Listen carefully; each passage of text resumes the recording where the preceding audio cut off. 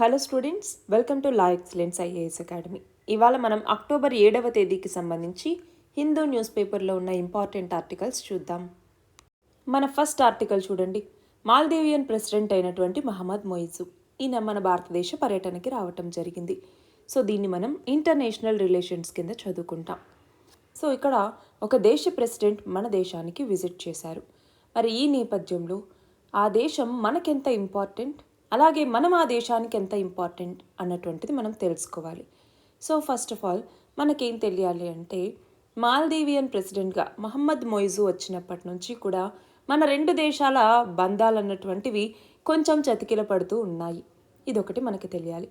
మరి దానికన్నా ముందు ఒకసారి అసలు మాల్దీవ్స్ మనకు ఎందుకు ఇంపార్టెంట్ అన్నటువంటిది మనం చూస్తే, ఇండియన్ ఓషన్ రీజియన్లో ఉంది మాల్దీవ్స్. సో మన దేశ భద్రతకి మాల్దీవ్స్ అన్నటువంటిది ఇంపార్టెంట్. రెండవది వచ్చేసరికి నైబర్హుడ్ ఫస్ట్ పాలసీ అనేసి మన భారతదేశం ఎప్పుడు అనుకుంటుంది, అవునా? Neighbourhood first policy.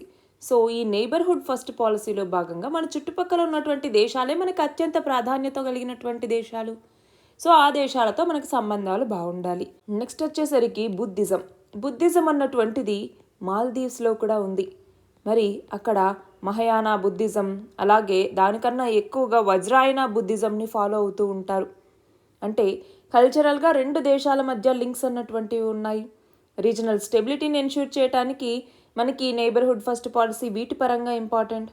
అలాగే స్ట్రాటజిక్గా కూడా ఏమనుకున్నాం, ఇండియన్ ఓషన్ రీజియన్లో ఉంది కాబట్టి మనకిది మన రీజనల్ సెక్యూరిటీని కాపాడుకోవటానికి, మన మ్యారిటైమ్ ట్రాఫిక్ని మానిటర్ చేసుకోవటానికి, వీటన్నింటికి కూడా ఉపయోగపడుతుంది.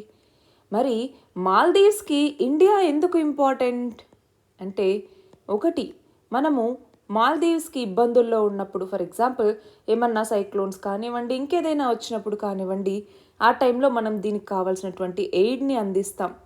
అలాగే రెండవది వచ్చేసరికి ఎసెన్షియల్ సప్లైస్ అన్నటువంటివి మన భారతదేశం నుంచి వెళ్తాయి. ఎసెన్షియల్ సప్లైస్ అంటే ఏంటి? ఫర్ ఎగ్జాంపుల్ ఆ దేశానికి కావాల్సినటువంటి రైస్ కావచ్చు, స్టేపుల్ ఫుడ్ అన్నటువంటిది కావచ్చు, ఫ్రూట్స్ కావచ్చు, వెజిటేబుల్స్ కావచ్చు, స్పైసెస్ కావచ్చు, మెడిసిన్స్ కావచ్చు. సో ఇవన్నీ ఎక్కువ మన భారతదేశం నుంచి ఎక్స్పోర్ట్ అవుతాయి.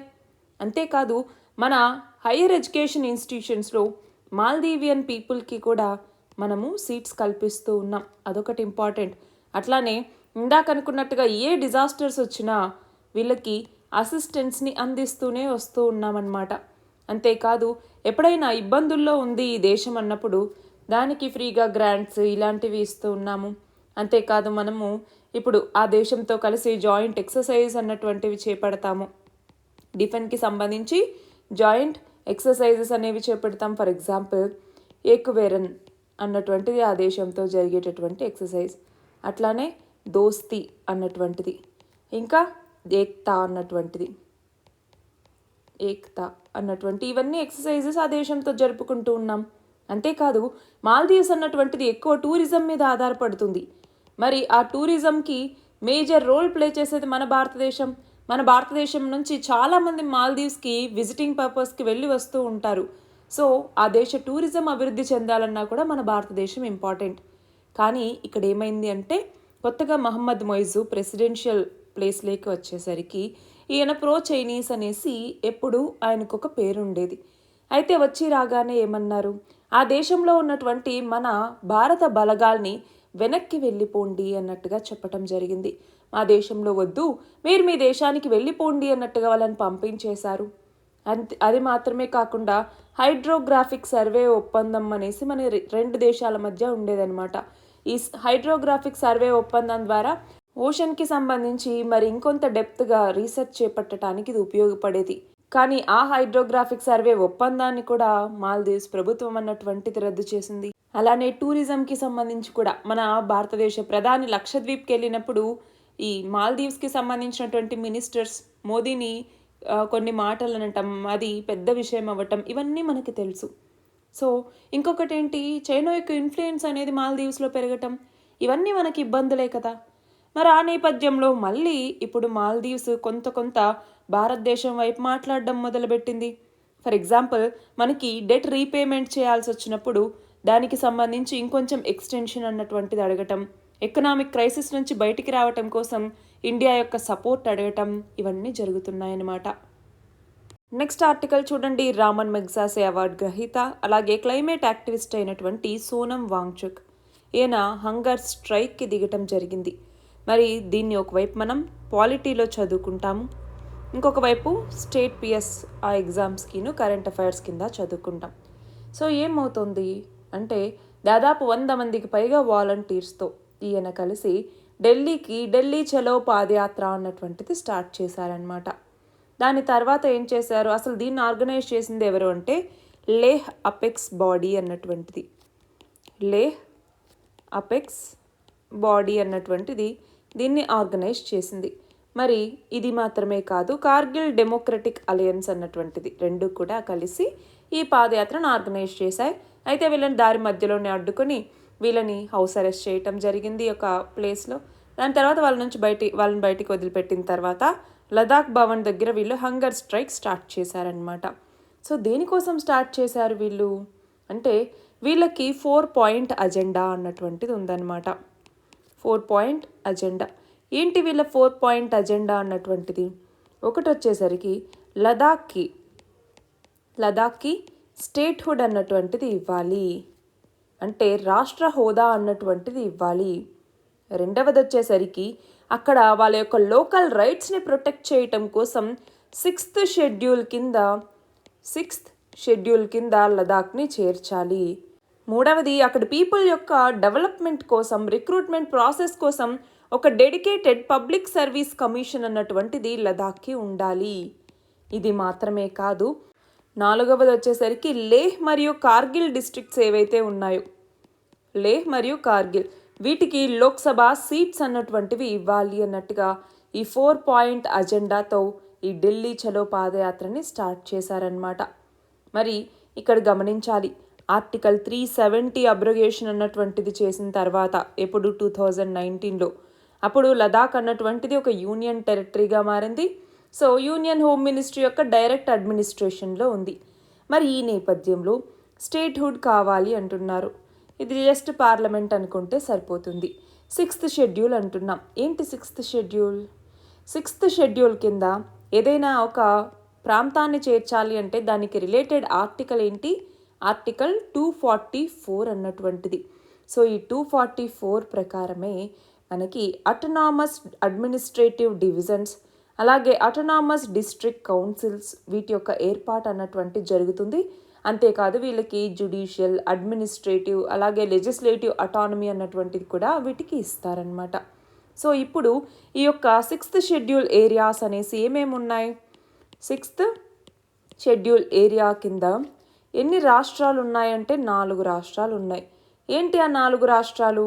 ఒకటి అస్సాం, 2 మేఘాలయ, మూడవది వచ్చేసరికి త్రిపుర, నాలుగవది వచ్చేసరికి మిజోరాం. అయితే ఇప్పుడు ఇవి కాకుండా ఇటు మణిపూర్ కావచ్చు, ఇటు అరుణాచల్ ప్రదేశ్ కావచ్చు, ఇటు లదాఖ్ కావచ్చు, ఇవన్నీ కూడా అడుగుతూనే ఉన్నాయి ఈ 6th షెడ్యూల్ని. మరి దీని కింద అటోనామస్ డిస్ట్రిక్ట్స్ అనేసి, డిస్ట్రిక్ట్ కౌన్సిల్స్ అనేసి ఇలాంటివన్నీ కూడా ఉంటాయి. సో ఏంటి అంటే వాళ్ళకి వాళ్ళు పరిపాలన చేసుకోవటం, డీసెంట్రలైజ్డ్ గవర్నెన్స్ అన్నటువంటిది మరింత అందుబాటులో ఉండటం కోసం ఇది ఉపయోగపడుతుంది అన్నట్టుగా వీళ్ళ డిమాండ్ కూడా. మన నెక్స్ట్ ఆర్టికల్ చూడండి, ఇంకో 5 లాంగ్వేజెస్కి క్లాసికల్ లాంగ్వేజెస్ ట్యాగ్ని ఇవ్వటం జరిగింది. మరి ఈ నేపథ్యంలో దీన్ని దేని కింద చదువుకుంటాం? హిస్టరీలో ఆర్ట్ అండ్ కల్చర్ అన్నటువంటి టాపిక్ కింద చదువుకుంటాం. అయితే ఇక్కడ ఏమైంది, యూనియన్ క్యాబినెట్ అన్నటువంటిది క్లాసికల్ లాంగ్వేజ్ స్టేటస్ని మొత్తం 5 లాంగ్వేజెస్కి ఇచ్చింది. దాంతో ఇప్పుడున్నటువంటి 6 ప్లస్ ఇప్పుడు ఒక 5 మొత్తం ఎన్నయ్యాయి? 11 అయ్యాయి అన్నమాట. మరి ఈ 5 లాంగ్వేజెస్ ఏంటి అంటే మరాఠీ, పాలి, ప్రాకృత్, అలాగే అస్సామీస్ లాంగ్వేజ్, అలానే బెంగాలీ. మరి వీటికి ఇంతకుముందు ఎందుకు లేదు, ఇప్పుడు ఎందుకు ఉంది అంటే ఎలిజిబిలిటీ క్రైటీరియా అన్నటువంటిది ఉంటుంది. దేనికైనా ఎలిజిబిలిటీ క్రైటీరియా. ఈ ఎలిజిబిలిటీ క్రైటీరియాలో ఒక ప్రొవిజన్ని డిలీట్ చేశారనమాట. సో దానివల్ల ఇప్పుడు 5 లాంగ్వేజెస్కి క్లాసికల్ లాంగ్వేజ్ స్టేటస్ అన్నటువంటిది వచ్చింది. మరి అంత ఇంపార్టెంట్ ఏంటి అంటే ఎలిజిబిలిటీ క్రైటీరియా నుంచి తీసేసినటువంటి అంత ఇంపార్టెంట్ ప్రొవిజన్ ఏంటి అంటే ఆ లాంగ్వేజ్కి ఒరిజినల్ లిటరరీ ట్రెడిషన్ అనేటటువంటిది ఉండాలి. ఒరిజినల్ లిటరరీ ట్రెడిషన్ అనేది ఉండాలి అన్నట్టుగా ఇంతకుముందు క్రైటీరియాలో ఉండేదన్నమాట. బట్ ఇప్పుడు దాన్ని తొలగించేసరికి ఇంకో 5 లాంగ్వేజెస్కి ఈ స్టేటస్ అన్నటువంటి వచ్చాయి. మరి క్లాసికల్ లాంగ్వేజెస్ అనగానే మనకి ఏ షెడ్యూల్ గుర్తు రావాలి? Schedule 8. Schedule 8 of the constitution కింద క్లాసికల్ లాంగ్వేజెస్ అన్నటువంటివి ఉంటాయి. దాంట్లో భాగంగా ఇప్పటిదాకా ఎన్ని క్లాసికల్ లాంగ్వేజెస్ ఉన్నాయి? ఇందాక చెప్పుకున్నట్టుగా 6. అందులో 2004వ సంవత్సరంలో మొదటిసారిగా తమిళ్కి గుర్తింపు అన్నటువంటిది వచ్చింది. ఆ తర్వాత 2005వ సంవత్సరంలో సాంస్క్రిట్కి ఈ యొక్క గుర్తింపు అన్నటువంటిది వచ్చింది. ఆ తర్వాత 2008వ సంవత్సరంలో కన్నడకి ఈ గుర్తింపు అన్నటువంటిది వచ్చింది. సేమ్ ఇయర్లోనే 2008లోనే తెలుగుకు కూడా ఈ గుర్తింపు అన్నటువంటిది వచ్చింది. తర్వాత 2013లో మలయాళంకి ఈ గుర్తింపు అన్నటువంటిది వచ్చింది. చివరిగా 2014లో ఒడియాకి ఈ గుర్తింపు వచ్చింది. అలా మొత్తం 6 క్లాసికల్ లాంగ్వేజెస్ ఉంటే ఇప్పుడు ఇంకొక 5ంటికి గుర్తింపు ఇచ్చారనమాట. సో క్రైటీరియా అనుకున్నాం కదా, ఏంటి క్రైటీరియా? ఒకటి వచ్చేసరికి వాటికి హై యాంటిక్విటీ అన్నటువంటిది ఉండాలి, అంటే ఏన్షియంట్ లిటరేచర్ లేదా టెక్స్ట్స్ అన్నటువంటివి కలిగి ఉండాలి. అంతేకాదు నాలెడ్జ్ టెక్స్ట్స్ అన్నటువంటివి ఉండాలి ఆ లాంగ్వేజెస్కి సంబంధించి అనేసి. ఇది మాత్రమే కాకుండా ఏదైనా ఇన్స్క్రిప్షనల్ ఎవిడెన్స్ అన్నటువంటిది, లేదంటే ఎపిగ్రాఫికల్ ఎవిడెన్స్ అన్నటువంటివి ఇలాంటివి ఉండాలి. అంతేకాకుండా ఆ లాంగ్వేజ్ మరియు లిటరేచర్ అన్నటువంటిది ఇప్పుడు మోడర్న్ ఫార్మేట్ ఏదైతే ఉంటుందో ఆ మోడర్న్ ఫార్మేట్ కాకుండా దానికి చాలా డిస్టింక్ట్ ఫామ్లో ఉండాలి అన్నట్టుగా క్రైటీరియా ఉండేదన్నమాట. బట్ దాన్ని ఇప్పుడు తీసేశారు. సరే, అసలు ఇలా క్లాసికల్ లాంగ్వేజ్ స్టేటస్ వచ్చిందే అనుకోండి, దానివల్ల ఏంటి బెనిఫిట్ అంటే మనకి యూనియన్ ఎడ్యుకేషన్ మినిస్ట్రీ ఉంది కదా, ఇది కొన్ని బెనిఫిట్స్ ఇస్తుంది ఆ లాంగ్వేజ్ని ప్రమోట్ చేసుకోవటానికి. ఫర్ ఎగ్జాంపుల్, ఆ లాంగ్వేజ్కి సంబంధించి 2 మేజర్ యాన్యువల్ ఇంటర్నేషనల్ అవార్డ్స్ అన్నటువంటివి ఇస్తుంది. అది మాత్రమే కాకుండా centre of excellence for studies అనేసి ఆ క్లాసికల్ లాంగ్వేజ్కి ఏర్పాటు చేస్తుంది. అట్లానే యూనివర్సిటీ గ్రాంట్స్ కమిషన్ని కొన్ని నెంబర్ ఆఫ్ చైర్స్ని క్లాసికల్ లాంగ్వేజెస్కి సెంట్రల్ యూనివర్సిటీలో ఇవ్వాలి అన్నట్టుగా చెప్పటం జరుగుతుందన్నమాట. సో ఇవన్నీ వీటికి ఉండేటటువంటి బెనిఫిట్సే. మన నెక్స్ట్ ఆర్టికల్ చూడండి, కరెంట్ అఫైర్స్ కింద దీన్ని చదువుకుంటాం. అది ఏంటి అంటే international air force day. International air force day అన్నటువంటిది జరిగిందనమాట. దాని యొక్క ఉత్సవాలు చెన్నైలో జరిగాయి. మరి ఈ నేపథ్యంలో ఇంటర్నేషనల్ ఎయిర్ ఫోర్స్ డేని మనం ఎప్పుడు జరుపుకుంటాము? అక్టోబర్ 6వ తేదీన. అదే మనకి మన భారతదేశ ఎయిర్ ఫోర్స్ డే అన్నటువంటిది కూడా ఉంది. అది ఏంటి? Indian air force day. Indian air force డేని ఎప్పుడు జరుపుకుంటాం? మీరు చెప్పండి కమెంట్ సెక్షన్లో. ఇండియన్ ఎయిర్ ఫోర్స్ డేని ఎప్పుడు జరుపుకుంటాం అన్నటువంటిది. సో ఇక్కడ చూడండి, 15 లక్షల మంది క్రౌడ్ చెన్నైలో ఉన్నటువంటి మెరీనా బీచ్లో జరిగినటువంటి ఈ ఏదైతే ఈవెంట్ అన్నటువంటిది జరిగిందో ఈ ఈవెంట్ని వాచ్ చేయటం జరిగింది. అయితే ఇక్కడ ఒక 5 మంది చనిపోయారు ఈ ఈవెంట్లో, హై టెంపరేచర్ వల్ల, హ్యూమిడిటీ వల్ల కూడా. సో అడ్మినిస్ట్రేషన్ సరిగ్గా లేదు, ట్రాఫిక్ అరేంజ్మెంట్స్ సరిగ్గా చేయట్లేదు అన్నట్టుగా అపోజిషన్ లీడర్స్ చాలా క్రిటిసైజ్ చేశారు. బట్ మనకి అది ఎగ్జామ్ పాయింట్ ఆఫ్ వ్యూలో ఇంపార్టెంట్ కాదు. కానీ ఇక్కడ గమనించాలి, ఏదైనా ఒక ఈవెంట్ జరిగినప్పుడు ఆ ఈవెంట్ అన్నటువంటిది హ్యూమన్స్కి డెడ్లీగా మారుతుంది. అందులోనూ ఇక్కడ హై టెంపరేచర్స్ వల్ల. సో హీట్ అన్నటువంటిది మనుషులకి ప్రాణాంతకం అయ్యేలాగా ఎందుకు డేంజరస్ అవుతోంది అన్నటువంటిది ఒకటి మనం ఆలోచించాల్సి వస్తుంది. ఎగ్జామ్లో మనం మాట్లాడుకోవచ్చు అనమాట. సో దీని రిలేటెడ్గా వెట్ బల్బ్ టెంపరేచర్ అన్నటువంటి మనం ఒక కాన్సెప్ట్ని రిలేట్ చేసుకోవచ్చు దీనికి. వెట్ బల్బ్ టెంపరేచర్ అంటే ఏంటి? ఇక్కడ టెంపరేచర్ అన్నటువంటిది ఎక్కువగా ఉంటుంది, హ్యూమిడిటీ అన్నటువంటిది ఎక్కువగా ఉంటుంది.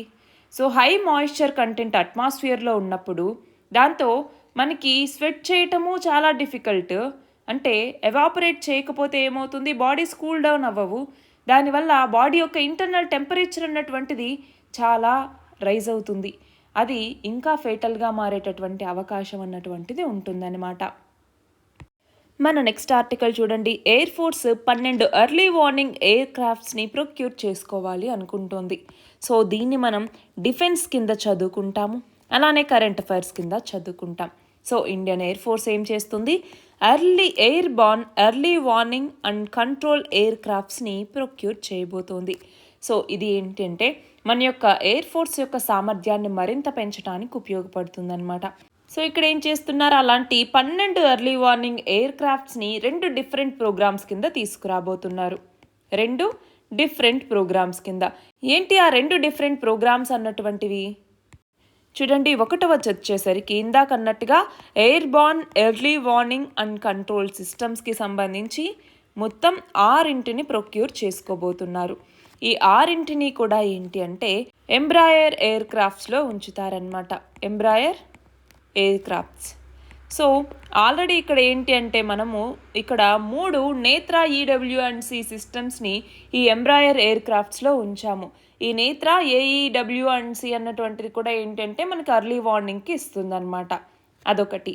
రెండవది వచ్చేసరికి ఇంకొక 6 ఇలాంటి airborne early warning and control aircrafts ఏవైతే ఉంటాయో ఆ సిస్టమ్స్ని DRDO అంటే defence research and development organisation ready చేస్తున్నటువంటి Airbus A321 aircraft ఇందులో ఉంచుతారనమాట. అయితే ఏంటి ఎయిర్ క్రాఫ్ట్స్ అన్నీ, అసలు ఏంటి airborne early warning and control systems అని మనం అనుకోవచ్చు. So airborne early warning and control system అంటున్నాం. ఇది ఏంటి అంటే ఒక ఫోర్స్ మల్టిప్లయర్ సిస్టమ్ అనమాట.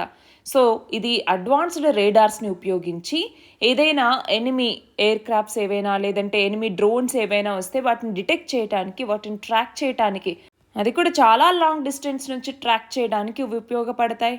అంతేకాదు ఏదైనా థ్రెట్ అన్నటువంటిది ఉందా, స్పెసిఫిక్ ఇంటర్సెప్టార్స్ ఏమైనా ఫైటర్ జెట్స్ లాంటివి వస్తూ ఉన్నాయా, ఎయిర్బార్న్ థ్రెట్స్ ఏమైనా మనకి ఉన్నాయా అన్నట్టుగా కనుక్కోవటం, దాని యొక్క ఇన్ఫర్మేషన్ ఇవ్వటానికి కమ్యూనికేషన్ ఎక్విప్మెంట్ అన్నటువంటిది కూడా ఈ సిస్టమ్స్లో ఉంటుందన్నమాట.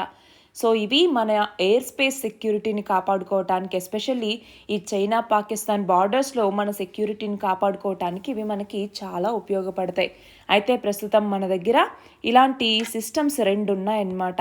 అందులో ఒకటి ఇందాక చెప్పుకున్నట్టుగా Netra airborne early warning and control system అన్నటువంటిది. ఇది ఎవరు తయారు చేశారు, DRDO అన్నటువంటి తయారు చేసిందనమాట. రెండవది వచ్చేసరికి Falcon airborne early warning and control system అన్నట్టుగా ఇది ఉంది. సో ఇది ఒక ఇజ్రాయలీ మేడ్ సిస్టమ్ అనమాట. దీనిని మనం ట్రాన్స్పోర్ట్ ఎయిర్ క్రాఫ్ట్స్కి పెడుతూ ఉంటాము. సో 360 డిగ్రీ రాడార్ కవరేజ్ అన్నటువంటిది ఉంటుంది. మనం చూస్తే 400 కిలోమీటర్ల రేంజ్లో ఎయిర్ క్రాఫ్ట్ ఏదైనా ఉంటే దాన్ని డిటెక్ట్ చేయడానికి కూడా ఇది ఉపయోగపడుతుంది. సో దీని మీద మనకి ప్రిలిమ్స్లో ఎక్కువగా క్వశ్చన్ అడిగే ఛాన్స్ అన్నటువంటిది ఉంటుంది. మన నెక్స్ట్ ఆర్టికల్ చూడండి. పాకిస్తాన్ గవర్నమెంట్ నేషనల్ సెక్యూరిటీ అన్నటువంటి పేరుతో ఒక ఎథ్నిక్ పస్తూన్ పార్టీని బ్యాన్ చేయటం జరిగింది. సో దీన్ని మనం కరెంట్ అఫైర్స్ కింద చదువుకుంటాము. సో ఏ యాక్ట్ కింద అంటే ఏ చట్టం కింద పాకిస్తాన్ ఇలా ఈ ఎథ్నిక్ పస్తూన్ పార్టీని బ్యాన్ చేసింది అంటే యాంటీ టెర్రరిజం యాక్ట్. ఆ దేశం యొక్క యాంటీ టెర్రరిజం యాక్ట్ ఏదైతే ఉందో ఎప్పుడు తీసుకొచ్చారు, 1997లో తీసుకొచ్చినటువంటి ఈ చట్టంలోని సెక్షన్ 11B కింద ఈ ఎథ్నిక్ పస్తూన్ పార్టీ ఏదైతే ఉందో దీన్ని బ్యాన్ చేయటం జరిగిందనమాట. సో ఇక్కడ ఎథ్నిక్ పస్తూన్స్ ఎవరైతే ఉన్నారో వాళ్ళు నేషనల్ సెక్యూరిటీకి ఒక థ్రెట్గా ఉన్నారు అన్నట్టుగా కూడా పాకిస్తాన్ గవర్నమెంట్ దీన్ని బ్యాన్ చేసిందనమాట. మనం గమనిస్తే ఆఫ్ఘనిస్తాన్ బార్డర్ దగ్గర ఉండేటటువంటి ట్రైబల్ రీజియన్ ఇది. సో దీని ద్వారా పాకిస్తాన్ యొక్క ఆర్మ్డ్ ఫోర్సెస్ చాలా ప్రాబ్లమ్స్ అన్నటువంటివి ఎదుర్కొంటూ ఉన్నారు. సో ఆ నేపథ్యంలో ల్యాండ్ మైన్స్ లాంటివి పెట్టడం కావచ్చు, ఇవన్నీ జరుగుతున్నాయి. సో వాటిని రిమూవ్ చేసి ఆ ట్రైబల్ రీజియన్కి వెళ్ళటం, ఇవన్నీ ఇబ్బందికరమైనటువంటి పరిస్థితుల్ని మేము ఫేస్ చేయాల్సి వస్తుంది. మనం గమనిస్తే లాస్ట్ ఇయర్ ఏమైంది, డిసెంబర్లో ఆ సెక్యూరిటీ గార్డ్స్, ఈ పార్టీకి సంబంధించిన కొంతమంది సెక్యూరిటీ గార్డ్స్ ఏం చేశారు, పోలీసుల మీద ఫైర్ టార్గెట్ చేయటం జరిగిందనమాట. సో ఆ నేపథ్యంలో ఆల్రెడీ ఇస్లామాబాద్ హైకోర్టులో ఈ పార్టీని బ్యాన్ చేయాలి అన్నట్టుగా ఒక పిటిషన్ కూడా ఫైల్ అయింది. ఎందుకంటే 5 మంది సోల్జర్స్ ఈ క్లాష్ వల్ల చనిపోయారు అన్నట్టుగా కూడా ఇవన్నీ జరిగాయి. మరి ఆ నేపథ్యంలో ఇప్పుడు ఏం చేసింది, పాకిస్తాన్ గవర్నమెంట్ ఒక పార్టీని బ్యాన్ చేసింది. మన లాస్ట్ ఆర్టికల్ చూడండి, ఇజ్రాయెల్ లెబనాన్ మీద దాడి అన్నటువంటిది చేసింది, హెవీయెస్ట్ బంబార్డ్మెంట్ అన్నటువంటిది జరిగింది అన్నటువంటి నేపథ్యంలో. సో దీన్ని మనం ఇంటర్నేషనల్ రిలేషన్స్ కింద అలాగే కరెంట్ అఫైర్స్ కింద లింక్ చేసుకుంటాము. సో ఇక్కడ ఏమైంది మనకి తెలుసు, ఇజ్రాయెల్ అన్నటువంటిది లెబనాన్లో ఉన్నటువంటి హెజ్బొల్లా గ్రూప్, ఈ హెజ్బొల్లా గ్రూప్ని అంతం చేయాలి అన్నటువంటి లక్ష్యంతో దాడులు చేస్తూ ఉంది. మరి దీనికి ప్రతిగా ఇరాన్ అన్నటువంటిది ఇజ్రాయెల్ మీద దాడులు అన్నటువంటివి స్టార్ట్ చేసింది. మరి ఈ నేపథ్యంలో వెస్ట్ ఏషియా కాన్ఫ్లిక్ట్ అన్నటువంటిది ప్రపంచంలో ఇప్పుడు ఒక హాట్ టాపిక్ అన్నమాట. సో ఈ నేపథ్యంలో ఇప్పుడు ఏమవుతోంది, మళ్ళీ చూడండి, ఇప్పుడు హెవీయెస్ట్ బంబార్డ్మెంట్ అన్నటువంటిది ఇజ్రాయెల్ చేసింది అన్నటువంటి న్యూస్ మనం చదువుకుంటున్నాం. సో ఈ నేపథ్యంలో మనం జాగ్రఫీ పరంగా ఆ లొకేషన్ యొక్క మ్యాప్ అన్నటువంటి చూస్తాం. చుట్టూ ఉన్నటువంటి వాటర్ బాడీస్ ఏంటి, కంట్రీస్ ఏంటి, ప్లేసెస్ ఏమైనా ఉన్నాయా, లేదు ఏమైనా అణు విద్యుత్ కేంద్రాలు లాంటివి అక్కడ ఉన్నాయా, ఇలాంటి ఇంపార్టెంట్ ప్లేసెస్ ఏంటి అన్నటువంటిది చూస్తాము. రెండవది వచ్చేసరికి ఎన్వైరన్మెంట్ పరంగా ఒక వార్ కానీ లేదా ఒక కాన్ఫ్లిక్ట్ కానీ వచ్చింది అది అంటే అది ప్రకృతికి ఎంత నాశనం చేస్తుంది అన్నటువంటిది మనం చూడాలి. అంటే వాయు కాలుష్యం, శబ్ద కాలుష్యం, అవునా, అలాగే భూమి కాలుష్యం, నేల కాలుష్యం, ఇవన్నీ కూడా జరుగుతాయి. సో ఆ నేపథ్యంలో ఇదొకటి చూడాలి. అట్లానే ఇది ఒక హ్యుమానిటేరియన్ క్రైసిస్కి కూడా దారితీస్తుంది. హ్యుమానిటేరియన్ క్రైసిస్ ఎందుకంటే మనం ఆల్రెడీ చూసాము, గాజా స్ట్రిప్లో ఉన్నటువంటి హమాస్కి మరియు ఇజ్రాయెల్కి మధ్య వార్ అన్నటువంటిది మొదలైన తర్వాత అక్కడి పరిస్థితులు అన్నటువంటివి ఎంత దారుణంగా మారాయి అన్నటువంటిది మనం చాలా చూసాం, అవునా. సో ఆ నేపథ్యంలో ఇది ఒకటి ఇంపార్టెంట్. ఇది మాత్రమే కాదు, ఎకానమీ పరంగా అంటే ఏంటి మనం చూస్తే ఇటు ఇజ్రాయెల్ అన్నటువంటిది మెడిటరేనియన్ సీతో లింకేజ్ని కలిగి ఉంది. అలాగే ఇజ్రాయెల్కి కొంచెం కిందన రెడ్ సీ అన్నటువంటిది ఉంది. ఆ కింద ఉన్నటువంటి యెమెన్కి సంబంధించినటువంటి హౌతీ రెబెల్స్కి అలాగే ఇజ్రాయెల్కి మధ్య కాన్ఫ్లిక్ట్స్ అన్నటువంటివి ఉన్నాయి. మరి ఈ నేపథ్యంలో రెడ్ సీలో వెళ్ళేటటువంటి షిప్స్ ఏవైతే ఉంటాయో వాటికి యెమెన్కి సంబంధించినటువంటి హౌతీలు చాలా ఇబ్బందులు పెట్టడం మొదలుపెట్టారు, అవునా. సో ఆ నేపథ్యంలో ట్రేడ్ మీద ఇంపాక్ట్ అన్నటువంటిది పడుతుంది. అట్లానే ఆ ఏరియా అన్నటువంటిది స్ట్రాటజిక్ పెట్రోలియం మరియు న్యాచురల్ గ్యాస్ రిజర్వ్స్కి చాలా ఇంపార్టెంట్. సో వాటి వల్ల ఏమవుతుంది, సప్లై చైన్లో ఏమైనా ఇబ్బందులు వస్తే దాని ప్రభావం ఉన్నటువంటిది ప్రపంచ ఎకానమీ మీద కూడా పడుతుంది. సో ఈ నేపథ్యంలో ఇవన్నీ కూడా మనం చదువుకోవాలన్నమాట. సో ఇవి ఇవాల్టి important articles. All the very best and thank you very much.